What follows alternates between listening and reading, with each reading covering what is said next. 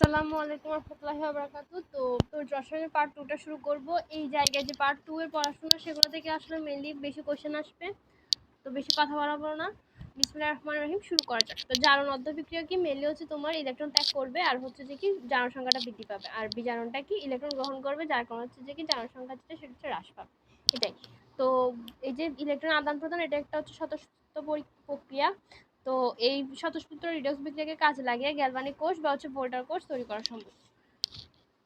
এখানে কিছু কথা আছে যে রিডক্স বিক্রিয়ার দুটা বিক্রিয়াকে যখন পৃথক পাত্রে সংগঠিত করে হচ্ছে বাহ্যিক পরিবাহী তার দ্বারা যুক্ত করব, তখনই হচ্ছে যে কি তোমার পরিবাহীর মাধ্যমে ইলেকট্রন প্রবাহ বিজারক থেকে জারকের দিকে ঘটবে। হ্যাঁ, তো লবণ সেতু তো কি হবে? লবণ সেতু হচ্ছে তোমার ওই যে এই দুইটা তোমার অ্যানোড আর ক্যাথোডের মাঝখানে যে একটা সেতু আছে সেটা হচ্ছে লবণ সেতু। তো লবণ সেতু মেনলি কি? তড়িৎ কোষে ব্যবহৃত লবণ সেতু হলো KCl, KNO3, NH4, NO3, Na2SO4 আর 0.1 m ঘনমাত্রার দ্রবণ ভর্তি উল্টানো ইউ আকৃতির কাচল। একটু মাথায় রাখতে হবে চারটা মৌলের নাম: KCl, KNO3, NH4NO3 আর হচ্ছে Na2SO4। তো এটা দু মুখ হচ্ছে যে তুলা ভর্তি থাকবে। তো লবণ সেতু দু বাহু বা দুটি প্রান্ত হচ্ছে দুটো অধঃকোষ ডুবানো থাকবে। তো লবণ সেতুর কিছু বৈশিষ্ট্য আছে যে ক্যাটায়ন অ্যানায়নের গতিবেগ সমান অথবা হচ্ছে যে কি সমান হয়ে থাকবে। তো তড়িৎ বিশ্লেষণ হচ্ছে যে তড়িৎ কোষের দুটা কোনো বিক্রিয়া ঘটবে না। তারপর অ্যানোড ও ক্যাথোডে জারিত বা বিজারিত ঘটবে না।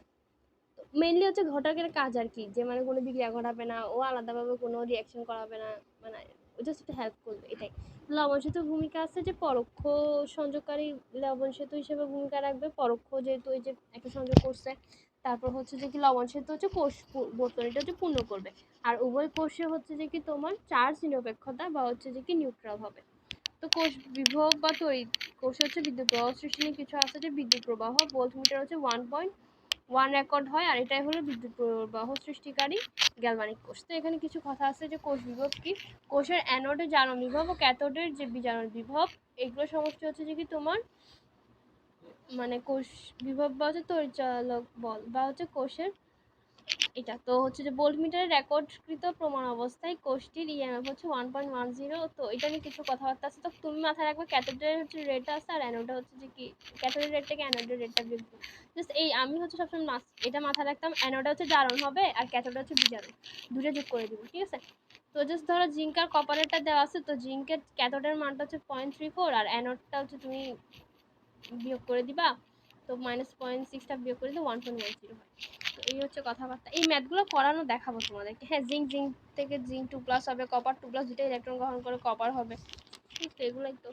তো কোষ সংকেত আছে যে যে হচ্ছে জারণ ঘটবে সেটা বাম পাশে লিখবো, আর যেটা বিজারণ ঘটবে সেটা ডান পাশে লিখবো। এটা হচ্ছে তোমার জারণ, এদিকে হচ্ছে বিজারণ। তো এরপর হচ্ছে অর্ধকোষে যদি একটা লবণ সেতু থাকে তাহলে হচ্ছে দুটার মাঝখানে একটা খাড়া দ্বিরেখা দিতে হবে এবং হচ্ছে ডায়াগ্রামটা এই যে একটা খাড়া দ্বিরেখা দিচ্ছি সেটাই। তো এই হচ্ছে কথাবার্তা। এখানে অনেক রিয়াকশন টিয়াকশন আছে, একটু দেখে নিতে পারো, কোনো ঝামেলা নেই। এখানেও আছে। আচ্ছা, তারপর তড়িৎধার বিভব নিয়ে কিছু কথাবার্তা আছে। তড়িৎ বিভবের একক হচ্ছে যে কি ভোল্ট। তো তড়িৎ বিভবের উৎস রূপ হচ্ছে নার্স নিম্নরূপ একটা তথ্য উপস্থাপন করছে। নার্নস্টের যে নীতিটা সেটা একটু পড়তে হবে। হ্যাঁ, তো ধাতব পরমাণুর যে সক্রিয়তা ইলেকট্রন ত্যাগের উপর বেশি হলে দ্রবণ চাপ বেশি হয় আর অসমোটিক চাপ হচ্ছে কম হয়। তো ওই তড়িৎ ধারটা হচ্ছে ঋণাত্মক চার্জযুক্ত হয়ে অ্যানোড রূপে কাজ করে। আচ্ছা, আমি তোমাদেরকে তো ইম্পর্টেন্ট কয়েকটা টপিক পড়াইতে ভুলেই গেছি। সরি, হ্যাঁ, ওইগুলোতে ব্যাক করতেছি আগে, তারপর এখানে আসবো আবার। এই যে এখান থেকে না ছিল, এটা খেয়ালই করলাম না। আচ্ছা, এগুলো একটু পড়াই দিই। হ্যাঁ, তো দ্রবণে যে মানে তোমার আয়নিক যৌগে তড়িৎ বিশ্লেষণ কোনটা আগে হবে কোনটা পরে আসবে, কোনটা আগে তোমার মানে ক্যাটায়ন হচ্ছে যে অ্যানায়নে কি হয়, ক্যাটায়নে কি হয়, কোনটা আগে হয় কোনটা পরে হয় সেগুলো নিয়ে একটু বলবো। হ্যাঁ, ক্যাটায়ন তো পজিটিভ চার্জ, অ্যানায়নটা নেগেটিভ চার্জ। তো জিনিসটা হচ্ছে কি ক্যাথোডে পৌঁছে উভয় দিকে এটা বিজারিত হবে। তো কিছু সত্য আছে, একটা হচ্ছে তোমার সংশ্লিষ্ট আয়নের অবস্থানের উপর, তারপর হচ্ছে ক্যাটায়ন আয়নের ঘনমাত্রার প্রভাব, তারপর হচ্ছে তড়িৎধারের প্রকৃতি। তো বিজারণ বিভব একটা তড়িৎ রাসায়নিক সারি থাকবে, এটা হচ্ছে বিজারণ বিভবের উচ্চক্রম অনুসারে সূচিত। কি অনুসারে? বিজারণ বিভবের উচ্চক্রম অনুসারে। তো এখানে একটা কথা মাথায় রাখতে হবে, চার্জ মুক্ত হওয়ার প্রবণতা হলো ধাতু সক্রিয়তার বিপরীত। তো এখানে কিছু মাথায় রাখবা যে নিচে থাকবে সে আগে চার্জ মুক্ত হবে। কে না কে মেগা বা এলো যেন ফিরে পাবে শোনা, হাই কালো হাজি হাজি পেটাবে আমার। এটা দিয়ে সিরিয়াসটা মাথায় রাখবা। নিচে যেগুলো সেগুলো আগে মুক্ত হবে। তো NaCl আর H2 যদি করে Na+Cl- হয়, H+OH- বাট H+ আর OH- একটা রিয়াকশন ঘটে। এইখানেও আছে, দেখছো? তো এইখানে কিছু কথাবার্তা আছে। দ্রবণের সমস্ত Na+ মুক্ত হওয়ার পর প্লাস মুক্ত হওয়ার সুযোগ হয়। তো Na+ থেকে হচ্ছে প্লাস ইলেকট্রন যুক্ত হয়ে Na হয়ে যাবে। তারপর ক্লোরিন ও আয়োডিন আয়ন থাকলে হচ্ছে প্রথমে আয়োডিন আয়নের ইলেকট্রন চেক করবে, যেহেতু তোমার এই যেটা NO3 SO4 তোমার ক্লোরিন বা ব্রোমিন আয়নের যেহেতু আয়োডিন নিচের দিকে আছে, তারপর OH মাইনাস আছে। তো এই হচ্ছে কথাবার্তা। তারপরে সমধর্মী আয়নের ঘনমাত্রা প্রয়োগ তড়িৎ রাসায়নিক সাহিত্য হচ্ছে কোনো আয়নের অবস্থান অগ্রাধিকারের চেয়ে তোমার বেশি হচ্ছে কার্যকর হবে। 0.1 NaCl জলীয় দ্রবণের ঋণাত্মক আয়ন। OH এর ঘনমাত্রা হচ্ছে tan ইনভার্স 7L হয়, আর হচ্ছে ক্লোরিনের হচ্ছে 0.1 N ইনভার্স 1। তো PbCl2 জলীয় দ্রবণে Pb2+ আয়নের ঘনমাত্রা H2+ এর চেয়ে অনেক বেশি থাকায় H2+ এর পরিবর্তে Pb2+ ক্যাথোডে হচ্ছে চার্জমুক্ত। তড়িৎধারের কিছু প্রকৃতি আছে, ওগুলো নিয়ে কিছু কথা আছে। NaCl এর জলীয় দ্রবণ হচ্ছে দুইটা ধনাত্মক আয়ন H+ আর Na+ থাকবে। প্লাটিনাম তড়িৎদ্বার ব্যবহার করব। তো তড়িৎ বিশ্লেষণ ঘটালে ক্যাথোড রশ্মির H+ হচ্ছে আয়ন আর চার্জমুক্ত হয়ে হচ্ছে H2 গ্যাস উৎপন্ন করে। আর ক্যাথোড রূপ হচ্ছে পারদ ব্যবহৃত হলে H+ এর পরিবর্তে Na চার্জ হচ্ছে আগে মুক্ত হয়। তো পারদের সাথে মিশে হচ্ছে পারদ সংকর Hg.n ইন্টু Na হচ্ছে যে কি তৈরি করবে। এগুলো গেছে। তো শিল্পক্ষেত্রে হচ্ছে তড়িৎ বিশ্লেষণের ব্যবহারটা একটু মাথায় রাখতে হবে। ডাউন পদ্ধতিতে তোমার সোডিয়াম যাবে, ডাউন সোডিয়াম দেখো ড আছে, ডতে হচ্ছে সোডিয়ামের ডট হচ্ছে ডাউন। মার্কারি ক্যাথোড সেলের হচ্ছে যে তোমার NaCl এর জলীয় দ্রবণে caustic soda NaOH H2 chlorine উৎপাদন হবে। কি কি হবে? NaOH H2 ক্লোরিন আর কস্টিক সোডা। আর NaCl এর জলীয় দ্রবণ হচ্ছে তোমার সোডিয়াম ক্লোরাইড আর NaCl উৎপন্ন হবে। আর ক্যালসিয়াম আর ম্যাগনেসিয়াম ক্লোরাইড যেটা ওখানে ক্যালসিয়াম দাও তো ম্যাগনেসিয়াম দাও। আর বক্সাইড যেটা সেটা হচ্ছে অ্যালুমিনিয়াম বা অ্যালুমিনা যেটা সেটা হচ্ছে অ্যালুমিনিয়াম করবে।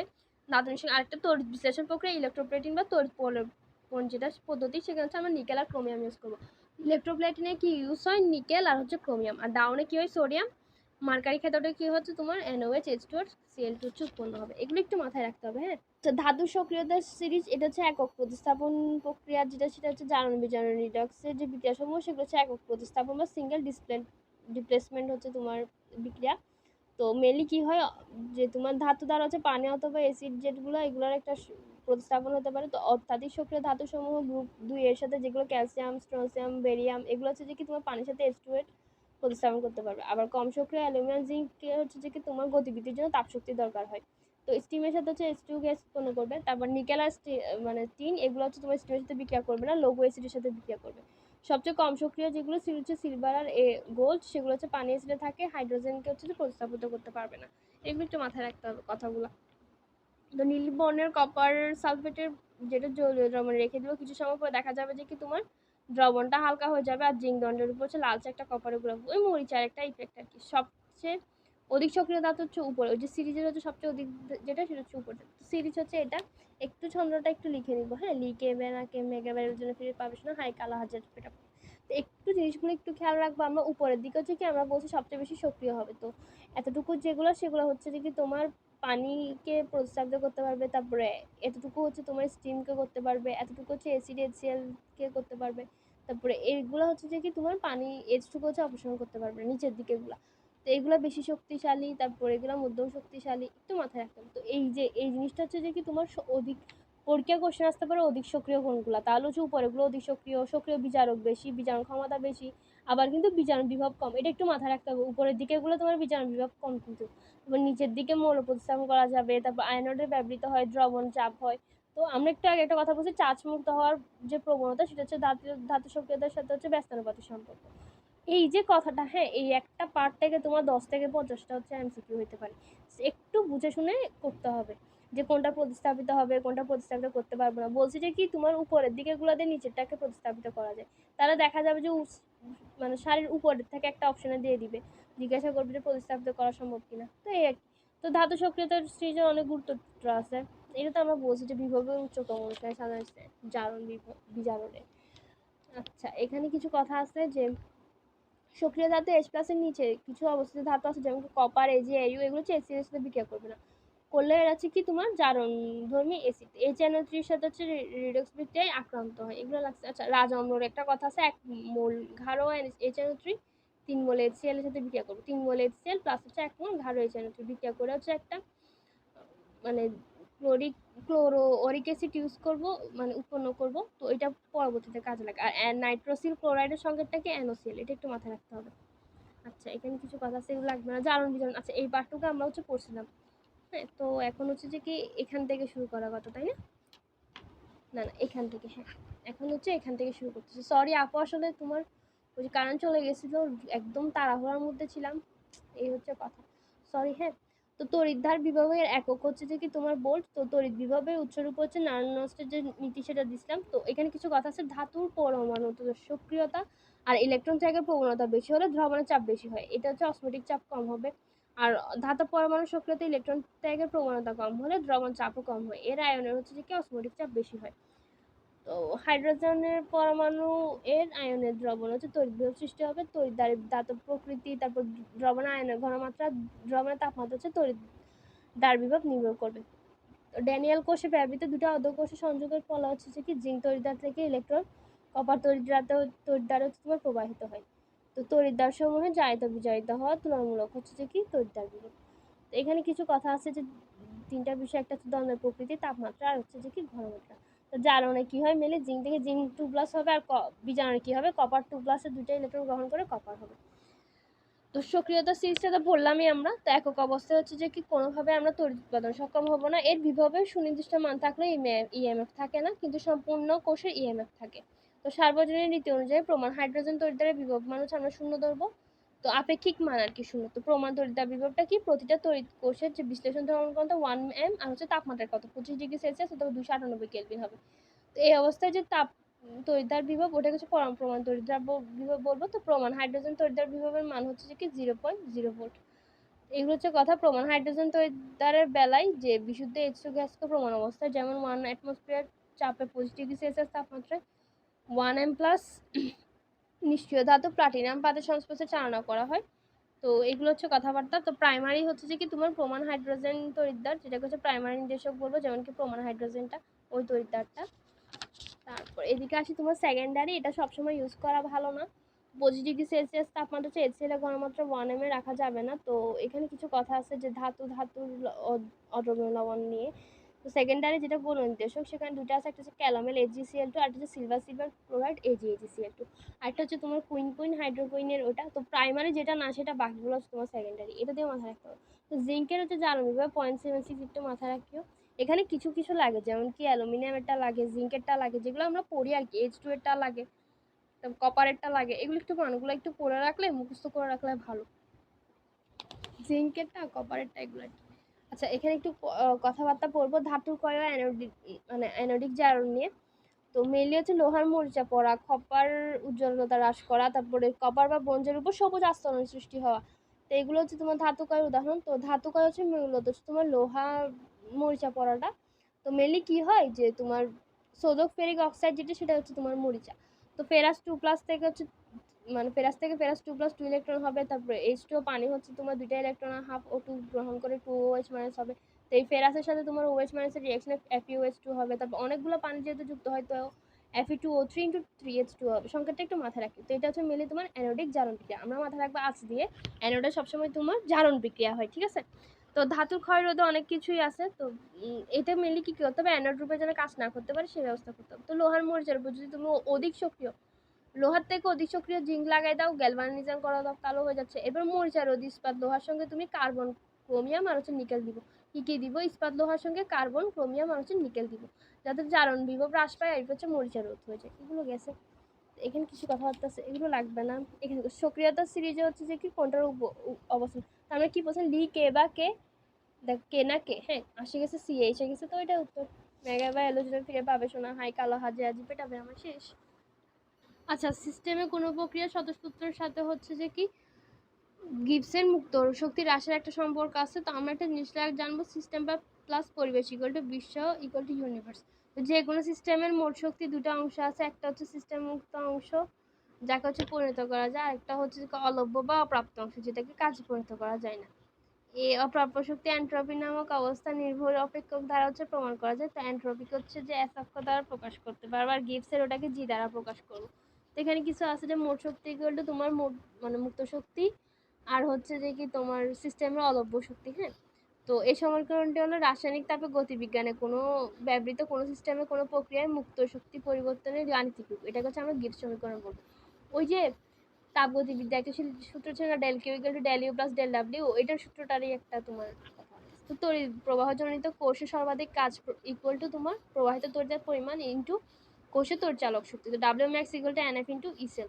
তো এনএফ জুলিটা বাই করছি। তো সূত্র আছে, যখন তোমার ডেল জি নটের মানটা ঋণাত্মক হবে তখন স্বতঃস্ফূর্ত হবে, আর ই সেলের মান হচ্ছে পজিটিভ হবে। আর ডেল জি নটের মান ধনাত্মক হলে স্বতঃস্ফূর্ত হবে না, আর এটা ঋণাত্মক হবে। আর যখন মানে তোমার সেম হয়ে যায়, জিরো হয়ে যায়, তখন সাম্যাবস্থায় থাকবে। তো পজিটিভ হলে হচ্ছে তোমার স্বতঃস্ফূর্ত হবে না, নেগেটিভ হলে হচ্ছে যে কি হবে, একটু মাথায় রাখতে হবে এগুলো। হ্যাঁ, সামনে জাস্ট ম্যাথমেটিক্যাল কিছু টার্ম আছে সেগুলো একটু পড়তে হবে। আচ্ছা দেখো এই রিয়াকশনটা দেখো, জিঙ্ক কপার 2 প্লাসের সাথে রিয়াকশনে জিঙ্ক 2 প্লাস কপার হচ্ছে। তো জিঙ্ক কি হয়েছে, জিঙ্ক 2 প্লাস মানে কি 0 থেকে 2 হয়ে গেছে না, তো জারণ হয়েছে। জারণ মানে কি তোমার ইলেকট্রন দেখতো ওইটা হলো। আর এখানে কি হলো, কপার 2 প্লাস থেকে হচ্ছে কপার যেহেতু 0 হয়ে গেছে, তাহলে কি 2 থেকে 0 কমছে, কমছে যেহেতু বিজারণ হয়েছে, তো দুর্বল বিজারণ।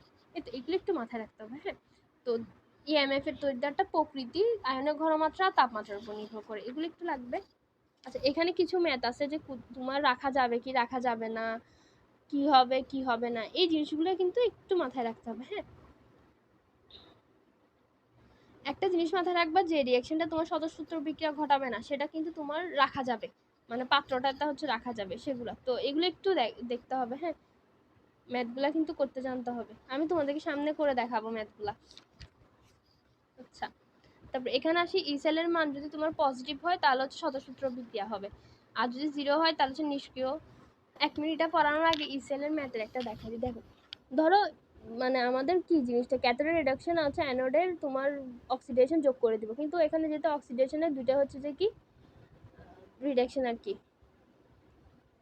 তো আমরা কি বলছিলাম, তোমার হচ্ছে যে কি জিঙ্ক জিঙ্ক 2 প্লাস থেকে তোমার আর হচ্ছে এদিকে কপার 2 প্লাস দুটো ইলেকট্রন গ্রহণ করে কপার হয়ে যাবে। হ্যাঁ, তো তোমাকে কি বলছি, ক্যাথোডের রিডাকশন থেকে তোমার অ্যানোডের রিডাকশনটা বের করো। তো কপার 2 প্লাস কপার যেহেতু হচ্ছে, এটা তোমার রিডাকশন হচ্ছে না, আর এদিকে জিঙ্ক 2 প্লাস জিঙ্ক এটাও রিডাকশন হচ্ছে, তো বিয়োগ করে দিব। তো কপার 2 প্লাস কপার এটা -0.34, সরি 0.34, আর এদিকে মাইনাস, আর জিঙ্কেরটা কি -0.7, তো দুটোটা যোগ করে দাও 1.1। তো এটাই হচ্ছে কথা। তো ই সেলের মানটা যদি তোমার, এই যে ই সেলের মান যেটা বাই করছি সেটা যদি তোমার 0 থেকে বড় হয় তাহলে ধনাত্মক হবে, তাহলে স্বতঃস্ফূর্ত হবে। আর যদি 0 সমান হয় তাহলে সে নিষ্ক্রিয় বা মৃত হয়ে আছে। আর যদি 0 থেকে কম হয় তাহলে হচ্ছে স্বতঃস্ফূর্ত নয়। তো এখানে কিছু মান আছে, এগুলো একটু মাথায় রাখতে হবে। হ্যাঁ, শুষ্ক বা ড্রাই যেটা সেটা 1.5, আর যেটা তোমার লেড অ্যাসিড কার্বন ব্যাটারি সেটা হচ্ছে তোমার 6 সেল 12 ভোল্ট। তো 6 দুগুণ 12 না, তাহলে হচ্ছে যে কি 2 করে। তো ক্যালকুলেটর ব্যাটারি হচ্ছে 1.30 ভোল্ট। আর দিকে ক্যালকুলেটর সিলভার যেটা সেটা 1.60, আর লিথিয়াম আয়ন হচ্ছে যে কি তোমার 3.5। তো লিথিয়ামে তো আছে, ততে 3, হাইড্রোজেন ফুয়েল সেল 1.23। তো দেখো এটা মানটা দেখো, হাইড্রোজেন 1 2 3, জিনিসটা দেখো হাইড্রোজেনের তোমার এমনি প্রমাণ কত 0 0 0। তো আর এদিকে হাইড্রোজেন ফুয়েল সেল ব্যাটারি 1.23, আর লিথিয়াম আয়ন ব্যাটারি হচ্ছে যে কি তোমার 3.70। ক্যালকুলেটর হচ্ছে সিলভার বাটার ব্যাটারি 1.60, আর ক্যালকুলেটর ব্যাটারি মার্কারি তো 1.3। দেখো সিলভারে হচ্ছে তোমার আমি জানি বলি, মার্কার জিনিসপাতি থেকে সিলভারের জিনিসপাতির দাম একটু বেশি না, যেহেতু রূপা তো 1.6, আর এদিকে তোমার 1.3। আর লেডেটা দেখো দুইটা অক্ষর তো 2।